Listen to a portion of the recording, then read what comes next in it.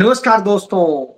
राहुल गांधी ने कहा कि युवाओं को सोशल मीडिया नहीं, युवाओं को रोजगार दीजिए, युवाओं को जॉम्बी मत बनाइए, युवाओं को सद्भावना सिखाइए, युवाओं को प्रेम करना सिखाइए, मोहब्बत करना सिखाइए, युवाओं का सकारात्मक इस्तेमाल कीजिए, युवाओं को नकारात्मक मत बनाइए, मत हमला कीजिए, मत उन्हें फंसाइए। जी हां, अपनी तुच्छ राजनीति में भारतीय जनता पार्टी यही कर रही है, बीजेपी यही कर रही है, नरेंद्र मोदी और अमित शाह का गैंग यही कर रहा है। राहुल गांधी ने यह संदेश गुड़गांव में सद्भावना यात्रा पर दिया, जो चौधरी बीरेंद्र सिंह के बेटे और सर छोटू राम के पड़पोते, किसानों के मसीहा सर छोटू राम के पड़पोते की 7 महीने से लगातार चली आ रही है। उस सद्भाव यात्रा के मौके पर कहे, वो इस यात्रा में शामिल हुए और उस वक्त शामिल हुए जब यह कहा जा रहा था कि हरियाणा में कांग्रेस विरोध कर रही है इसका, कांग्रेस ये कर रही है। कुछ विधायकों ने, एक सांसद ने इसका विरोध भी किया था और तंज कसा था चौधरी बीरेंद्र सिंह के बेटे बृजेंद्र सिंह पर। जी हां, ये बृजेंद्र सिंह वही है जो एक टॉपर आईएएस ऑफिसर होते थे, चंडीगढ़ के भी डीएम रहे और इसके अलावा तमाम महत्वपूर्ण पदों पर रहे, सेक्रेटरी रहे। लेकिन उन्होंने एक ईमानदार अफसर की छवि बनाई। अच्छा वो किया, नरेंद्र मोदी ने इसी का इस्तेमाल किया और उनसे इस्तीफा कहा कि आप दे दो, राजनीति में आ जाओ। उन्होंने इस्तीफा दिया। नरेंद्र मोदी ने उनके परिवार का, उनका सबका लाभ उठा करके उन्हें हिसार से चुनाव लड़वा दिया और बीजेपी के खाते में सीट ले आए थे, लोकसभा सीट। जी हां, वो सांसद रहे 5 साल, लेकिन उन्होंने सिटिंग सांसद रहते हुए उन्होंने कहा कि नहीं, मैं गलत जगह नहीं रहूंगा। मेरा परिवार कांग्रेस के साथ जुड़ा रहा है। उनके पिता भी केंद्रीय मंत्री रहे 10 साल और यही नहीं, उनके पिता ने और भी कांग्रेस में बहुत महत्वपूर्ण भूमिका अदा की थी। उनकी माता भी विधायक रही। तो ऐसी स्थिति में बृजेंद्र सिंह ने, जो उनकी पत्नी भी इनकम टैक्स की कमिश्नर है, उन्होंने छोड़ करके बीजेपी और कहा, कांग्रेस से टिकट नहीं मांगी कि हमें टिकट दीजिए तभी हम आएंगे, नहीं, और कांग्रेस ने उन्हें दी भी नहीं, यह चेक करने के लिए कि क्या ये इसका लाभ उठाने आ रहे हैं। उसी हिसाब से उनकी मदद से कांग्रेस का सांसद जीत गया और बृजेंद्र सिंह के पास कोई पद नहीं, उन्हें विधानसभा चुनाव में इसमें टिकट दी गई। तो भाजपा ने, नरेंद्र मोदी ने पूरी ताकत लगवा के उनको चुनाव हरवाया। कितने वोट से? 33 वोट से। और ये 33 वोट वो थे जो बैलेट के किस तरीके से जो किया गया और उनके जो पक्ष में वोट थे उन्हें रद्द करके इनके विरोधी यानी भाजपा के वोट को गिना गया। आम आदमी पार्टी ने इसमें भूमिका अदा की उनको हरवाने में। तो इस तरह से करके उन्हें हराया गया था। हाई कोर्ट में केस है, उन्होंने केस किया है। केस में हाई कोर्ट ने कहा कि इसमें आकर के इसकी काउंटिंग फिर से की जाए जो बैलेट थे, लेकिन नरेंद्र मोदी, अमित शाह और उनका चुनाव आयोग इसकी काउंटिंग नहीं होने देना चाहता है। इसका सीसीटीवी फुटेज और सब कुछ नष्ट कर देता है। तब वो इसकी लड़ाई लड़ने निकले तो राहुल गांधी ने कहा अब आप जनता के पास जाइए। तो उन्होंने पूरे हरियाणा में 7 महीने पैदल चल के पूरे हरियाणा को नाप दिया, एक एक जगह। सोचिए, 7 महीने से लगातार वो शख्स चल रहा है, आंधी, बारिश, तूफान, आज उसके दाढ़ी से लेके सब कुछ हो गया। तो राहुल गांधी उनके मनोबल को बढ़ाने के लिए उनके उसमें, और जब वो जाते हैं तो निश्चित रूप से उनका हौसला बुलंद होता है और फिर पूरी कांग्रेस वहां खड़ी हो जाती है राहुल गांधी के साथ और वो संदेश देती है। राहुल गांधी कहते हैं ब्रिजेंद्र सिंह ने वह काम किया जो एक बेहतरीन काम था। यही मैं सबसे चाहता हूं। पूरी कांग्रेस यूं ही सड़क पर निकल पड़े तो कोई दुनिया की ताकत नहीं है जो कांग्रेस को हरा पाएगी। जी हां, राहुल गांधी का संदेश हम सबको समझना चाहिए और यही संदेश उन्होंने तमिलनाडु में भी दिया। तमिलनाडु में जो विजय है, विजय थलपत कहिए या विजय जोसेफ कहिए, वो आते हैं एक नई राजनीति करने। वह राजनीति जो जनता के मुद्दों की हो, जनता की हो, जो चोरी की ना हो, जो बेईमानी की ना हो, जो भ्रष्टाचार की ना हो। और वो राहुल गांधी के पास 2009 में आए थे और 9 में उन्होंने, राहुल गांधी ने उन्हें कहा था आओ तुम राजनीति में, हम चाहते हैं तुम कांग्रेस के साथ करो। उन्होंने एनएसयूआई के जो पदाधिकारी थे उनके साथ उनका पक्ष लिया था, उनके लिए जो प्रचार किया था। तो वो विजय उस समय राजनीति में नहीं आए, लेकिन वो उस दौर में राजनीति में आए जब राजनीति को कलंकित किया जा रहा है, बर्बाद किया जा रहा है। बहरहाल उस समय राहुल गांधी के साथ में मजबूरी ये थी कि कमिटमेंट कर चुके थे डीएमके के साथ कि हम आपके साथ आएंगे, तो ऐसी स्थिति में वह धोखा तो नहीं दे सकते थे राहुल गांधी। तो राहुल गांधी जानते थे कि डीएमके की स्थिति खराब है, फिर भी उन्होंने उनका साथ दिया। बहरहाल चुनाव के नतीजे आए, विजय 108 सीटें लेकर के आ जाते हैं। वहां पर सरकार बनाने के लिए 118 सीटें चाहिए।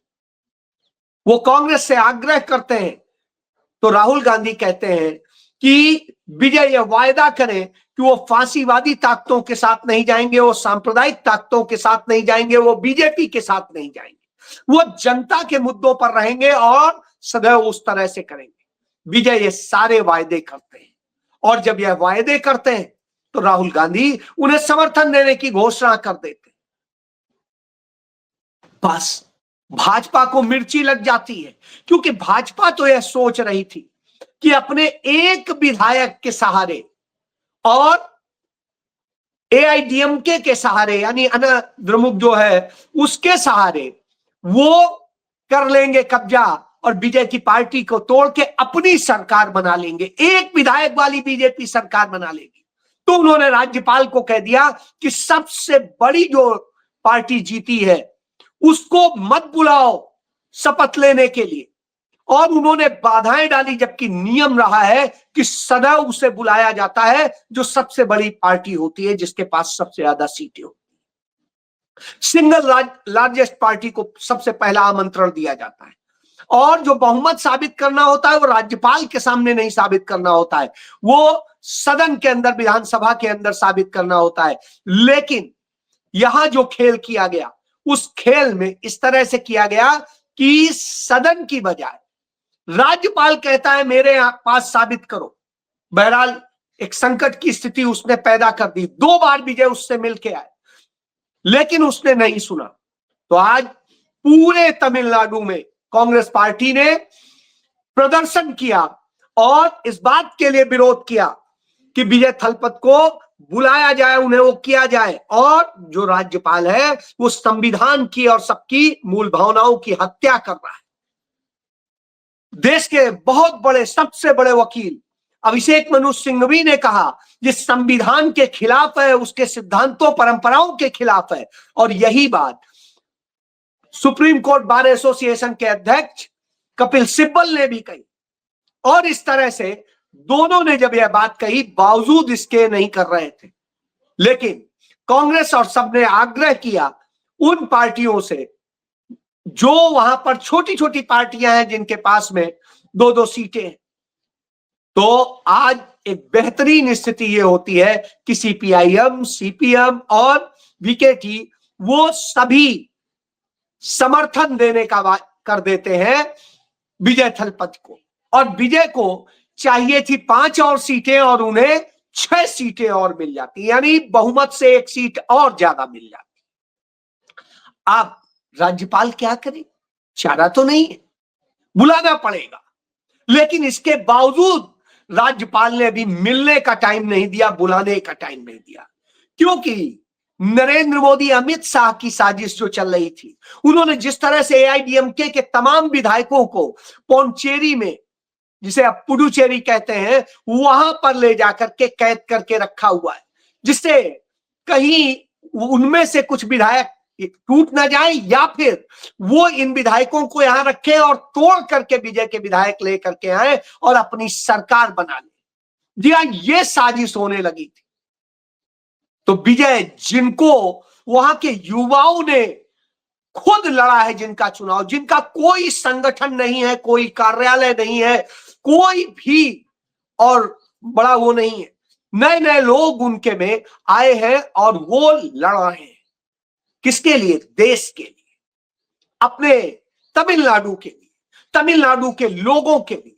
और जब विजय राजनीति करना चाहते हैं, जो कि एक बड़े फिल्म स्टार हैं और लोग उन्हें प्यार करते हैं, तो ऐसी स्थिति में भाजपा यह साजिश करती है। यह बताता है जो बात राहुल गांधी बार बार कहते हैं कि इस तरह से करके भारतीय जनता पार्टी सिर्फ वोट चोरी नहीं करती, सीट चोरी नहीं करती, पूरी पूरी सरकारें चोरी कर लेती है। तो सरकार चोरी करने की जो बीजेपी की साजिश थी, उसे नाकाम कर दिया राहुल गांधी की पहल ने, और फिर सीपीएम, सीपीआईएम और उसके अलावा जो पार्टी है, उन्होंने मदद करके, जी हां, करनी भी चाहिए थी, क्योंकि जो राजनीति अभी वहां पर चल रही थी, वह राजनीति कहीं से भी उचित नहीं थी, क्योंकि उसके कारण फांसीवादी आ जाते।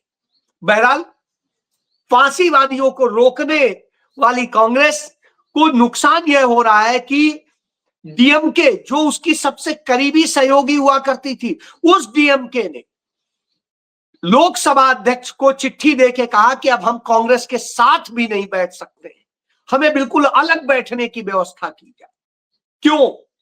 क्योंकि राहुल गांधी ने नरेंद्र मोदी भाजपा की सरकार को रोकने के लिए जो विजय को समर्थन दिया, उससे उन्हें तकलीफ हो गई है। राहुल गांधी ने यदि ऐसा नहीं करते तो भारतीय जनता पार्टी तोड़फोड़ करके सरकार बना लेती। राहुल गांधी ने उस साजिश को समझा और उसे रोक दिया, तोड़ दिया। उसके कारण उसमें साथ देने की बजाय इस तरह से डीएमके व्यवहार कर रही है, तो निश्चित रूप से दुखद है। आप विपक्ष का हिस्सा है, सेंट्रल में है, तो आपको रहना चाहिए, राज्यों की राजनीति अपने ढंग से कीजिए, लेकिन नहीं। यही बात मैं बार बार बताता आया हूं कि हर कोई सिर्फ अपनी कुर्सी के लिए मर रहा है, वो नहीं चाहता है कि देश में फांसीवादी ताकतें खत्म हो। यही वजह है कि भाजपा बार बार इंटर कर जाती। जनता ने यदि मैंडेट दिया है डीएमके को विपक्ष में बैठने का, तो उन्हें अच्छे विपक्ष की भूमिका अदा करनी चाहिए, सकारात्मक तौर पे उन्हें विरोध करना चाहिए यदि विजय की कोई भी नीतियां गलत हो, उसकी सरकार की गलत हो। लेकिन उसकी बजाय वो मुख्य विपक्षी की वह भूमिका अदा करने की बजाय जब इस तरह से करते हैं, तो निश्चित रूप से दुखद होता है। आप याद करिए, कांग्रेस की सरकार क्यों बदनाम हुई थी? उसकी बदनामी की वजह थी 2G स्कैम, और वो जो 2G घोटाला कहा गया था, हालांकि पूरी तरह झूठा, तो वो जो आरोप लगाया गया था, वो आम आदमी पार्टी ने लगाया था, वो भाजपा के लोगों ने लगाया था। तो वही आम आदमी पार्टी वाला अरविंद केजरीवाल उनसे मिलता है भाजपा के लोग, हालांकि उन्होंने भाजपा को बिल्कुल तवज्जो नहीं दी। तो वो आरोप जो लगाए थे, जो झूठे आरोप, जिसके कारण वो सरकार बदनाम हुई, और सरकार बदनाम होने के कारण नरेंद्र मोदी केंद्र की सत्ता में आए, जिसके कारण यह तानाशाही हुई और सब कुछ हुआ। कांग्रेस उसी समय उनके साथ से हट सकती थी और उनको किनारे कर सकती थी, लेकिन कांग्रेस ने यह नहीं किया। कांग्रेस ने उनका साथ दिया और उनकी बेगुनाही को साबित करने में मदद करी। तो जब कांग्रेस ने इतनी मदद की हो, अपने ऊपर दाग झेला हो, उसके बाद जब देश को, प्रदेश को बचाने की बारी हो इन फांसीवादी ताकतों से, तब वो कहे कि हम कांग्रेस से दूरी बनाते हैं, ये करते हैं, बेहद दुखद हो जाता है। इससे ज्यादा दुखद और कुछ हो नहीं सकता है। मैं समझता हूं कि इस बारे में स्टालिन को सोचना चाहिए था। और वहीं दूसरी तरफ कांग्रेस के लोग जब राज्यपाल के खिलाफ नरेंद्र मोदी और अमित शाह के खिलाफ वहां प्रदर्शन कर रहे थे, तो डीएमके के कार्यकर्ता कई आए, पदाधिकारी आए और उन्होंने कांग्रेस के कार्यकर्ताओं को धक्का दिया, उन पर हमला किया। यह बेहद दुखद है। जब जनता ने आपको नकारा है तो ऐसी स्थिति में भले ही बेईमानी हुई है, मैं भी जानता हूं, एसआईआर के जरिए गड़बड़ी की गई है, आपको हराया गया है, लेकिन इसके बावजूद यदि जनता ने विजय को चुना है तो आपको विजय सेकुलर है, विजय के साथ आके खड़ा होना चाहिए। और नहीं साथ खड़े होते हैं तो कम से कम आप विरोध तो मत कीजिए। विरोध करना है नरेंद्र मोदी का, अमित शाह का, राज्यपाल की हरकतों का, तो आप विरोध कर रहे हैं कांग्रेस का। बेहद दुखद है। और यह दुखद स्थिति होती है तभी वह बात प्रमाणित होती है जो राहुल गांधी कहते हैं कि लोग छोटे छोटे अपने तुच्छ लाभ के लिए इस देश को गुलाम बना दे रहे हैं नरेंद्र मोदी बीजेपी का। जी हां, विजय आए हैं, उन्हें राजनीति में आए बहुत थोड़े से दिन हुए हैं और वो एक अच्छी राजनीति की तरफ बढ़ना चाहते हैं, तो हमें उनका साथ देना चाहिए, उनका समर्थन करना चाहिए, हौसला बढ़ाना चाहिए। लेकिन होता उल्टा है।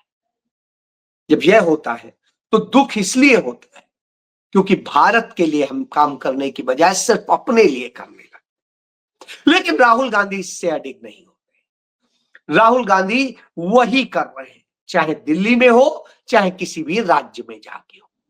वो अपने जीतने से ज्यादा उस बात को लेकर के लड़ते हैं जिससे कि फांसीवादी ताकतें सत्ता में ना आ जाए। राहुल गांधी ने कोई विरोध नहीं किया जब जिसके लिए राहुल गांधी प्रचार करके आए थे केरल में, उसके खिलाफ प्रचार करने गए थे तेजस्वी यादव। राहुल गांधी ने तो कुछ नहीं कहा। राहुल गांधी ने बिल्कुल नहीं कहा कि आप हमारे खिलाफ यहां पर केरल में चुनाव लड़ रहे हो और उस ताकत का साथ दे रहे हो जो बीजेपी के हाथों में खेल रही है। राहुल गांधी ने तो विरोध नहीं किया। राहुल गांधी ने ममता बनर्जी की हरकतों के बारे में बताया था कि उन्होंने जिस तरह से बीजेपी को एंट्री दी है उसी के कारण यह नुकसान हो रहा है। और आज वो पूरा बंगाल देख रहा है कि जिस तरह से वहां पर अराजकता की स्थिति पैदा की गई है। यही स्थितियां उड़ीसा में है, यही जो है बिहार में है। बिहार में युवा नौकरी मांग रहे थे तो उनपे लाठी चलाई जा रही थी, उनकी पर्चे जो लीक होते हैं, सब कुछ होता है, उसको लेके वो सवाल उठाते हैं, प्रदर्शन करते हैं तो उनको लाठियां मिलती हैं। यानी रोजगार नहीं लाठियां दी जाएंगी और कहा जाएगा सोशल मीडिया खेलो, उसमें उनका प्रचार करो। तो अब आप सोचिए, आपका भविष्य बर्बाद करके नरेंद्र मोदी अपनी राजनीति साधते हैं।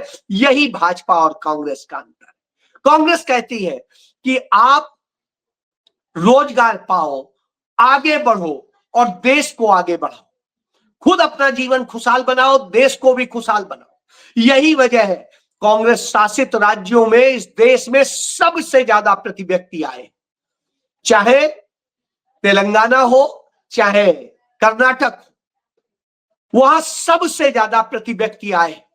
लेकिन जो भाजपा शासित है, चाहे बिहार हो चाहे उत्तर प्रदेश हो चाहे पश्चिम बंगाल, अभी है आपके सामने, वो ममता बनर्जी के उसमें था, अब आ जाएगा मोदी के, परोक्ष रूप से वो उन्हीं के साथ थी। तो वहां की सबसे बुरी सबसे खराब प्रति व्यक्ति आए। तो यह अंतर कि कांग्रेस शासित राज्यों में प्रति व्यक्ति आय देश में सबसे अच्छी है और वहां सबसे बुरी है। यह संदेश है, इसे जानना चाहिए। जी हाँ, जय।